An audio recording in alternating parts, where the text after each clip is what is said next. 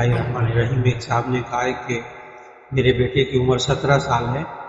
2 سال پہلے ایک بزرگ کے یہاں بیعت کی اور وہ ماں باپ سے زیادہ بزرگ کی بات کو اہمیت دیتا ہے، ہر وقت ان کو سنتا رہتا ہے، ان کی زیارت کے لیے جانے کا اصرار کرتا ہے، اپنے ماں باپ بہن بھائیوں کو پوچھتا تک نہیں، رشتہ داروں سے ملنے میں بھی کوئی دلچسپی نہیں لیتا، پڑھائی بھی متاثر ہو رہی ہے۔ البتہ تہجد، ذکر، قرآن، نماز یہ بہت باقاعدگی سے کرتا ہے۔ مسجد میں نماز کے لیے جاتا ہے تو بہت دیر سے آتا ہے، تو برائے مہربانی رہنمائی کریں اس بیٹے کے بارے میں۔ اس کا جواب یہ ہے کہ اصل میں انسان جب اپنے ذہن سے کسی بات کو دین سمجھ لیتا ہے نا، اپنے ذہن سے کسی بات کو دین سمجھ لیتا ہے تو اس پر چلتا ہے، اور اگر اپنے آپ کو مکمل دین کے تابع کر دے تو پھر یہ شکایتیں نہیں ہوتی۔ اب یہ والی بات ان کے بزرگوں کو بتانی چاہیے، جن سے وہ بیعت ہیں ان کو بتانی چاہیے یہ والی بات۔ کیوں؟ اس لیے کہ دین نام ہے 5 چیزوں کا: ایمانیات، عبادات، معاملات، معاشرت، اخلاق۔ اگر انسان نمازوں میں اتنا لگ جائے کہ ماں بیمار ہے تو پرواہ نہیں، باپ بیمار ہے پرواہ نہیں، نمازیں میری ہو جائے، اور ایسی صورت میں یہ انسان یہ سمجھے کہ میں نیک کام کر رہا ہوں بس، باقی دنیا کیا ہوتی ہے مجھے کوئی غرض نہیں، کسی کا حق ادا نہیں کر رہا۔ بہت محتاط رہنا چاہیے۔ نبی صلی اللہ علیہ وسلم کے سامنے ایسا ہو گیا، بخاری شریف کی حدیث کا ترجمہ سنانے لگا ہوں۔ ایک صاحب نبی صلی اللہ علیہ وسلم کے پاس 3 افراد آئے، باہر سے آئے، اجنبی تھے، ظاہر اسلام قبول کیا تو صحابی ہو گئے۔ ایک صاحب کہنے لگے سارے نبی صلی اللہ علیہ وسلم کی نمازوں معلوم کی، نمازیں کتنی پڑھتے ہیں، روزے کتنے رکھتے ہیں، کتنا جاگتے ہیں، راتوں کو کتنی عبادت کرتے ہیں، کب سوتے ہیں۔ ساری باتیں معلوم کرنے کے بعد اب بخاری شریف کی حدیث آگے سنانے لگا ہوں۔ ایک صحابی کہنے لگے، ایک ساتھی بھی جو باہر سے آئے تھے، میں تو ہمیشہ روزانہ رات کو سوں گا ہی نہیں، میں تو عبادت کیا کروں۔ ان کو بڑا مزہ آیا اس چیز سے، تو ہی نہیں کروں گا آئندہ، ساری ہر رات عبادت کیا کروں۔ دوسرے صحابی تھے، وہ کہنے لگے کہ میں اب ہر روز روزہ رکھا کروں گا، کبھی روزہ چھوڑوں گا نہیں، ہر روز روزہ سارا سال۔ ان کو روزہ بڑا اچھا لگا۔ ایک صاحب تھے، وہ کہنے لگے میں کبھی شادی نہیں کروں گا، میں بس اکیلا رہوں گا، زندگی گزاروں گا، اللہ کے لیے کام کروں گا۔ نبی صلی اللہ علیہ وسلم کو اب آپ نے دیکھا تینوں نے نا اپنا اپنا ذہن میں اپنا دین کا ایک کام منتخب کر لیا، بڑی اچھی بات ہے، یہ تینوں بڑی اچھی باتیں ہیں۔ نبی صلی اللہ علیہ وسلم کو پتہ لگ گیا تو نبی صلی اللہ علیہ وسلم نے فرمایا تم لوگ نیکی میں مجھ سے آگے نہیں بڑھ سکتے، ان لنفسک علیک حقا وان لزوجک علیک حقا، تمہاری جان کا بھی تم پر حق ہے، تمہارے بیوی بچوں کا بھی تم پر حق ہے، سب حقوق اللہ، حقوق العباد دونوں کو ادا کر کے زندگی گزار، یہ دین ہے۔ تو چونکہ ان بزرگ کو پتہ نہیں ہوگا اس ساری باتوں کا، ان کو ضرور پہنچانی چاہیے تاکہ وہ اس کی اصلاح کریں کہ ماں باپ کو بھی اہمیت نہیں دے رہا، بہن بھائیوں کو بھی اہمیت نہیں دے رہا، ایسی صورت میں یہ تو دین نہیں ہے۔ ایک صاحب نے کہا کہ نند کا ہم پر، اچھا بیوی کے شوہر کی بہن کا، میرے شوہر نے ان کی شادیاں کرا دی ہیں اور حسب توفیق ان کے ساتھ مالی مدد بھی کہتے ہیں، لیکن اس کے باوجود بہت زیادہ رقم لیتے ہیں، اگر ہم انکار کریں تو بددعائیں دیتے ہیں، لڑائی کرتے ہیں، تو نندوں کا کتنا حق ہے ان کا؟ اچھا جی، اس کا جواب یہ ہے سب سے پہلے ماں باپ کا حق، سب سے پہلے ماں باپ کا حق، بچوں کا حق، پھر اس کے بعد اس سے قریب رشتہ دار بہن بھائیوں کا حق، پھر اس کے بعد شوہر کا حق، شوہر کے نندوں کا حق، دیوروں کا حق۔ اگر شوہر اپنے مال میں سے مدد کر رہا ہے تو ایسی صورت میں بیوی کو اشکال نہیں ہونا چاہیے، لیکن شوہر کو بھی اعتدال کے ساتھ رہنا چاہیے، اتنا کہ اپنے گھر میں تنگی اور اپنے بہن بھائیوں کو خوش کرنے میں لگا ہوا وہ نہ ہو۔ ہاں اللہ نے دیا ہے تو ایسی صورت میں نندوں کا حق بھی ادا کرے، بہن بھائیوں کو بھی حق ادا کرے۔ نندوں کا مانا شوہر کی بہنیں، تو شوہر اپنے بہنوں کا حق ادا کرے، لیکن اس طریقے سے کہ اپنے گھر میں بیوی بچوں کا حقوق متاثر نہ ہو۔ ایک تو یہ طریقہ، دوسرا طریقہ یہ ہوتا ہے کہ ایک طریقے سے مدد کرے، جو واقعی ان کی ضرورت ہو اس میں مدد کر دے۔ تو پھر انشاءاللہ ایسی شکایت پیدا نہیں ہوتی۔ ایک صاحب نے کہا اگر ایسی خاتون جو نامحرم ہو، اس کے لیے اس کی والدہ کے علاج کے لیے کچھ رقم آن لائن بھیجی ہو اور فون پر باتیں ہوئی ہوں، کیا یہ گناہ ہے؟ اللہ تعالیٰ سے معافی مانگی جائے؟ اس کا جواب یہ ہے کہ خاتون سے بات کرنا حرام نہیں ہے فون پر۔ سورہ فاطر 22واں پارہ پہلا صفحہ میں آیت پڑھنے لگا ہوں۔ یا نساء النبی لستن کاحد من النساء ان اتقیتن فلا تخضعن بالقول فیطمع الذی فی قلبہ مرض۔ اے نبی صلی اللہ علیہ وسلم کی بیویوں، جب تم بات کیا کرو فلا تخضعن بالقول، اپنے بول میں نرمی مت پیدا کیا کرو، بول میں نرمی۔ فیطمع الذی فی قلبہ مرض، ان کے پھر اس مرد کے دل میں کوئی بیماری پیدا ہو جائے۔ سمجھ گئے بیماری؟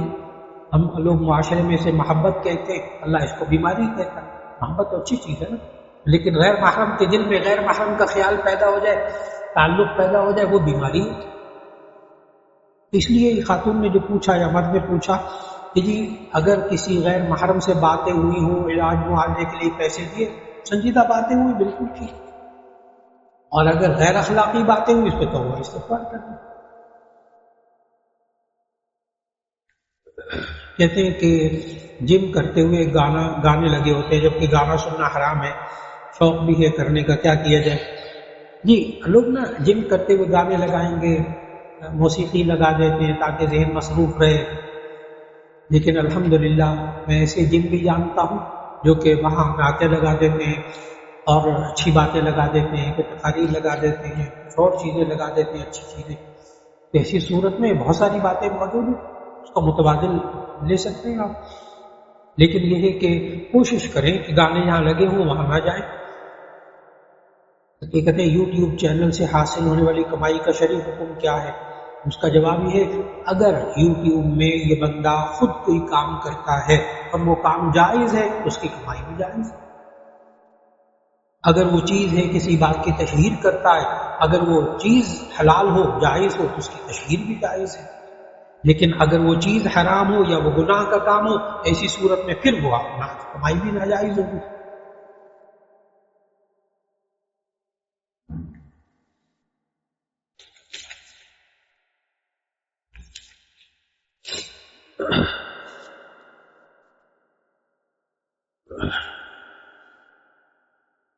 اسی طرح انہوں نے پوچھا کہ یوٹیوب دوسرے سوشل میڈیا ذرائع پر اشتہارات ایڈ دیکھ کر حاصل ہوتے ہیں، اس کی کمائی کا شرعی حکم کیا ہے؟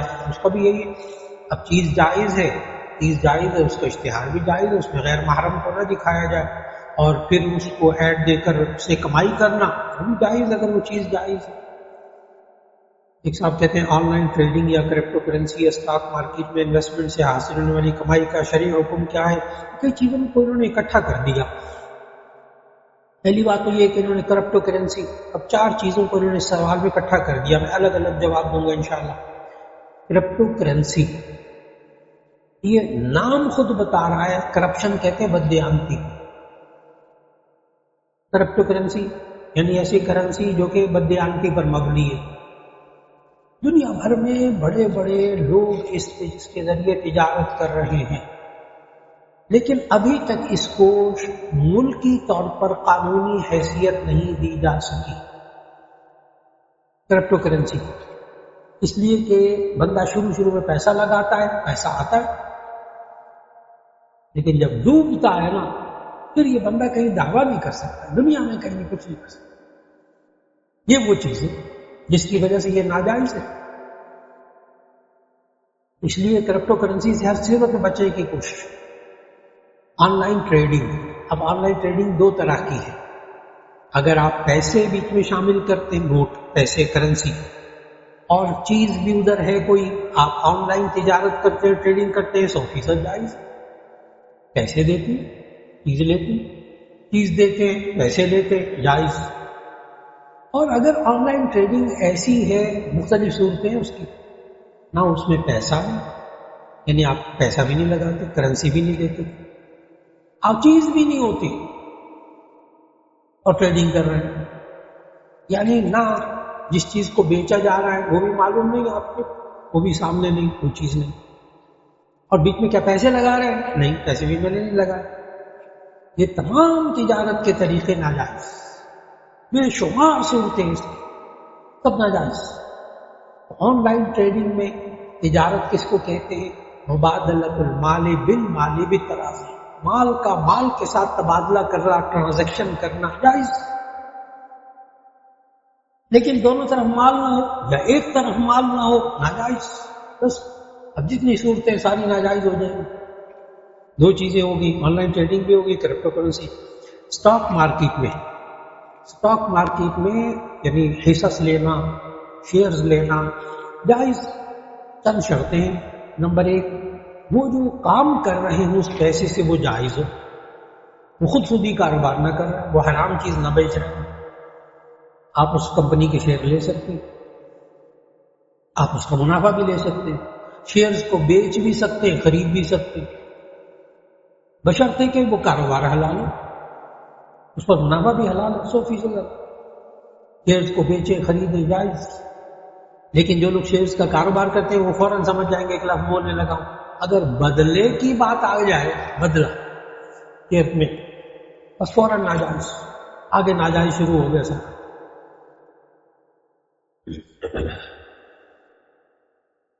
ایک صاحب نے کہا کہ اللہ تعالیٰ کو تو کر کے پکارنا جائز ہے، اے اللہ تو ہم پر رحم فرما، یا تم کہنا چاہیے یا آپ کہنا چاہیے۔ اصل میں اللہ تعالیٰ نے قرآن مجید میں ہمیں سمجھایا کہ جہاں توحید بیان کرنی ہو نا وہاں اللہ نے ہمیں مفرد سکھایا، جیسے حضرت یونس علیہ السلام کو سکھایا، حضرت یونس علیہ السلام کو تو کہنا سکھایا اللہ تعالیٰ کو۔ آیت کریمہ جب مچھلی کے پیٹ میں گئے، لا الہ الا انت، انت کا معنی تم، انتم کا معنی تم، لا الہ الا انت سبحانک انی کنت من الظالمین، تو وہاں انت ہے، اللہ نے واحد سکھایا۔ سورہ اخلاص میں سارا واحد ہے، قل هو اللہ احد اللہ الصمد لم یلد ولم یولد ولم یکن له کفوا احد، سارے واحد کے صیغے، ایک بھی جمع کا صیغہ نہیں۔ جہاں اللہ توحید بتاتا ہے، شرک سے انسان کو دور کرنا چاہتا ہے اور خداؤں سے نکالنا چاہتا ہے، وہاں اللہ قرآن میں واحد کا صیغہ اپنے لیے بولتا ہے۔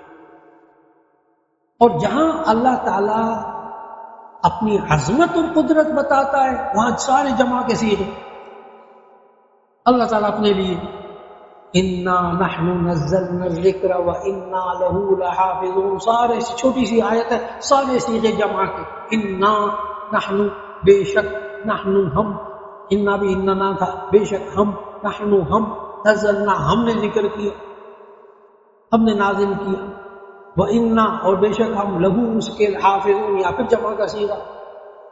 تو اللہ تعالیٰ کے لیے اگر آپ دعا کرتے ہوئے کہ اے اللہ تو ہم پر رحم فرما، بالکل جائز، عقیدہ توحید۔ اور اگر ادب کا تقاضا، جیسے ہمارے بزرگ دعائیں مانگتے بس اے اللہ آپ بڑے رحیم ہیں، آپ بڑے کریم ہیں، آپ ہم پر رحم فرمائیں، بالکل ٹھیک۔ جی یہ نعت ہے نا، امید سے مانگے امید دو گے، یہ فکرہ بول رہے آپ ہی سے مانگے آپ ہی دے دیں، تو کیا فرق؟ ہاں یہی شاعری کیا کرتے جی اصل کا سکھا رکھتے جی۔ امید سے مانگے، ڈاکٹر صاحب کہہ رہے ہیں کہ شعر و شاعری کے اندر بھی آپ ہی سے مانگے جی آپ ہی دیں گے، جی کہ یہ آپ کہہ دیا جائے اچھی بات نہیں، جی۔ احترام بھی ہے۔ ڈاکٹر صاحب ماشاءاللہ ادب کے اندر ادب بہت کرنے کو پسند فرما رہے ہیں۔ ان کا یہ کہنا ہے نعتوں میں تم کہہ کر کیوں کرتے ہیں، ٹھیک، تو کر کے کیوں کہتے ہیں، ٹھیک، ایسی صورت میں آپ کہہ کر کہہ دیں، تم کہہ کر کیوں کہتے ہیں، ٹھیک۔ تو اس کا جواب یہ ہے کہ اللہ تعالیٰ کے لیے واحد کا صیغہ استعمال کرنا جائز اگر توحید ہو، جیسے تو ہی تو ہے۔ اب جب وہ نعت حمد کے اندر کہہ رہے ہوتے ہیں، حمد کے اندر، ایسی صورت میں نعت کے اندر البتہ ادب کا تقاضا، نعت کے اندر ادب کا تقاضا، حمد کے اندر وحدانیت بھی درست، واحد کا صیغہ بھی درست، جمع کا صیغہ بھی درست، وہ حال کے اعتبار سے۔ ایک صاحب نے کہا والد اپنے چھوٹے بیٹے کو تمام جائیداد دے دی اور اس کی بیٹیاں بھی ہیں، اور بیٹے بھی ہیں، اور والدہ چاہتی کہ میں اپنے زیورات جو میرے پاس ہیں ان میں سب کو برابر حصہ دوں سوائے چھوٹے بیٹے کے، جس کو شوہر نے پوری جائیداد دی ہے، کیا اس عورت کے لیے ایسا کرنا صحیح ہے کہ نہیں؟ اس کا جواب یہ ہے باپ نے غلطی کی، ماں تو غلطی نہ کرے، باپ نے غلطی کی تو ماں تو غلطی نہ کرے۔ مشکات شریف جلد اول پہلی جلد اس کی آخری حدیث ہے، بڑے غور سے سننے والی حدیث ہے۔ نبی صلی اللہ علیہ وسلم نے فرمایا جو کوئی شخص دنیا میں کسی وارث کو اس کی وراثت کے حق سے محروم کرتا ہے، اللہ اس شخص کو آخرت میں جنت کی وراثت سے محروم کر دے۔ تو کیا فائدہ ملا ہے؟ آپ اپنی آخرت خراب کر لی۔ تو ماں کو بھی چاہیے اپنی آخرت خراب نہ کرے، اس بیٹی کو حصہ دے، وہ باپ کے ذمے کیوں دیا، اس میں کیا وجہ تھی؟ لیکن ماں جو ہے وہ اپنے آخرت کو خراب نہ کرے۔ ایک تو یہ بات۔ دوسری بات یہ ہے کہ زندگی میں دینے سے وراثت نہیں ہوتی، زندگی میں دینے سے ہدیہ ہوتا ہے۔ اب انہوں نے کہا نا ماں چاہتی ہے کہ میں برابر سب کو حصہ دوں اپنی زندگی میں، تو دے دے، یہ ہدیہ ہے، وراثت ہے ہی نہیں۔ باپ نے بھی اپنی زندگی میں جو تقسیم کیا اپنی زندگی میں دے دی، چھوٹے بیٹے کو ساری جائیداد دے دی، وہ ہدیہ ہو گئی، لیکن دوسرے بچوں کو محروم کرنے کا گناہ اسے ہوگا۔ وہ نبی صلی اللہ علیہ وسلم نے بھی سمجھایا ناحق کسی کو ظلم نہ کریں۔ اس لیے ماں کو چاہیے وہ جس کو سارا باپ نے دے دیا اس کو پھر دے، تاکہ وہ تو کم از کم گناہ گار نہ ہو۔ اگر کوئی ایک سوال کیا، اگر کوئی گھر سے روزی کمانے نکلے اور راستے میں روڈ ایکسیڈنٹ میں فوت ہو جائے تو کیا ایسے موت شہادت کہلاتی ہے؟ جی ہاں، نبی صلی اللہ علیہ وسلم نے اچانک موت کو شہادت کہا۔ کوئی حادثہ پیش آ جائے، کوئی دیوار گر جائے، ٹھیک، کوئی جو ہے نا وہ کسی پانی میں گر کر مر جائے، ڈوب جائے، مر جائے، تو اسی صورت میں ان کو شہادت کی موت نصیب ہوتی ہے۔ ایک صاحب نے کہا حقوق العباد میں کون کون سے رشتے لوگ آتے ہیں، کیا کسی کا دل دکھانا نقصان پہنچانے کی معافی ہے؟ نہیں، رشتہ دار نہیں، عام بندے کا بھی دل نہیں دکھانا چاہیے۔ اور رشتہ دار میں سب سے پہلے ماں باپ، بیوی بچے، پھر اس کے بعد بہن بھائی، پھر اس کے بعد پھیلتے چلے جائیں ان کے بچے، آگے بچے۔ ایک صاحب نے کہا کہ اللہ حق ہے، اگر کوئی آپ کا دل دکھائے یا حق کھائے، خاص طور پر سگے بہن بھائیوں میں سے، تو ہمیں کیا کرنا چاہیے؟ اس کا جواب یہ ہے کہ اگر دل دکھائے، ایک تو یہ ہے تو آپ اس کو معاف کر دیں، ہر بار معاف کرتے ہیں، آپ کا آخرت میں درجہ بلند ہوگا۔ نمبر ایک، حق کھائے آپ کا، تو ایسی صورت میں اس کو جو بڑے ہوں موجود ان کو بیچ میں ڈال کے اپنا حق وصول کرنے کی کوشش کرے جائز طریقے سے، ان کو نہ گالی دے، نہ جھگڑے، نہ مقدمے کرے، کچھ نہ کرے، بڑوں کو بیچ میں ڈال دیں، انشاءاللہ مسئلہ حل ہو جائے گا۔ ایک صاحب نے کہا محمد صلی اللہ علیہ وسلم کے نام آنے پر کچھ لوگ اپنے ہاتھ چومتے ہیں، وہ اختلافی سوال، حدیث میں کوئی اس کی مثال ہے؟ تو اس کا جواب یہ ہے کہ اختلافی سوال ہے، لیکن میں اس کا جواب اتنا دوں گا کہ صاحب جلالین نے ان اللہ وملائکتہ یصلون علی النبی سورہ احزاب 22ویں پارے میں جہاں درود شریف والی آیت ہے، تو صاحب جلالین نے حدیث ایک نقل کی ہے، روایت حاشیے میں ہاتھوں کو چومنے والی، وہ حضرت ابو بکر رضی اللہ تعالیٰ عنہ سے منسوب ہے، ایسے ہی روایت، لیکن ظاہر ہے اول تو روایت ضعیف، تمام مفسرین نے وہاں لکھا کہ روایت ضعیف، اور دوسرا یہ ہے کہ زیادہ ایک صحابی کا عمل ہے، اس کو سنت اتنا شدید کہنا، سنت موقدہ قرار دینا، جو نہ کہے اس کو برا کہنا، اس کی گنجائش نہیں ہے۔ لیکن میں نے کہا کیا وجود ہے اس کا کہیں کسی روایت میں؟ انہوں نے پوچھا تو میں نے روایت بتا دی ہے، لکھی ہوئی۔ ایک صاحب نے کہا اگر کوئی شوہر اپنی بیوی کو سر پر دوپٹہ رکھنے کا کہے کہ پبلک میں، اور بیوی عمل نہ کرے تو کیا شوہر بھی گناہ گار ہوگا؟ اس کا جواب یہ ہے آپ کہہ دیں، نہ مانے تو گناہ اس کو، کہنے کے باوجود بیوی نہ عمل کرے تو ایسی صورت میں پھر بیوی گناہ گار ہوگی، آپ گناہ گار نہیں ہوں گے، لیکن مرد کہے بھی نہ، اب مرد گناہ گار ہوگا، کہہ تو دے بندہ انشاءاللہ۔ اس سامنے نامحرم سے کاروباری لین دین، بات چیت وغیرہ کا اسلام میں اس پر پابندی ہے؟ اگر دفتروں اسکولوں وغیرہ میں عورتیں کام کرتی ہیں، جی اکثر دفتروں میں، اس کا جواب یہ ہے کہ اگر عورت شرعی طور پر پردہ کرے اور کہیں دفتر میں اسکول میں کام کرے تو گنجائش موجود ہے، اور اس سے بات کرنا، جتنے کام کی بات ہے اتنے کام کی بات کیجیے، اگر بالفرض آپ کی جاب کسی آفس میں ہے، وہاں لڑکیاں ہیں، تو کوشش کریں 2 باتوں کی. نمبر 1 اپنی نگاہوں کی حفاظت کریں. نمبر 2 ان سے بات کرتے وقت کام کی بات کریں، سنجیدگی سے بات کریں، زندگی گزرتی رہے، گناہ سے بچے رہیں. ایک صاحب نے کہا 1 مہینے تک استخارہ کیا لیکن کچھ نتیجہ سمجھ میں نہیں آ رہا، ابھی بھی تذبذب کا شکار ہوں، رہنمائی فرما دیں. جی آپ نا استخارے کا مطلب سب سے پہلے جنہوں نے سوال کیا نا وہ استخارے کا مطلب سمجھیں. استخارے کا مطلب خیر طلب کرنا، خیر چاہنا اللہ تعالیٰ سے.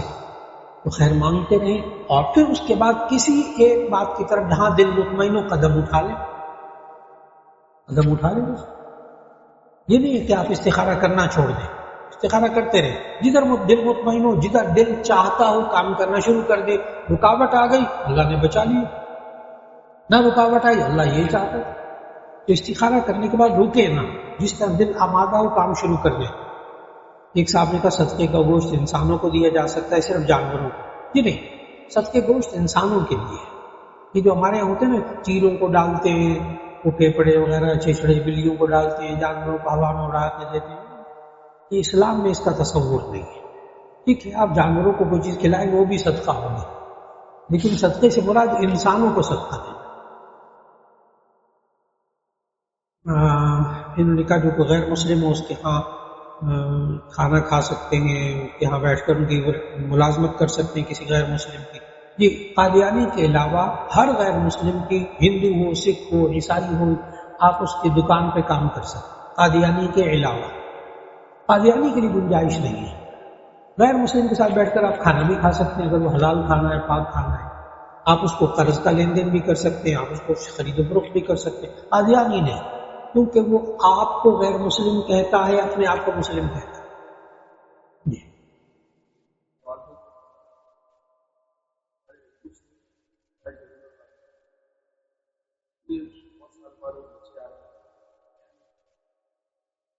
جی تو اس کا جواب یہ کہ کوئی نہ کوئی طریقہ ایسا اختیار کریں کہ بائیکاٹ کریں. صاف لفظوں میں بھی گزارش کر سکتے ہیں کہ چونکہ قادیانی ہو گئے تو آپ ہمارے لیے گنجائش نہیں ہے تعلق رکھنے کی. آپ سے بڑے ادب سے وہ اپنا کام کرتے ہیں.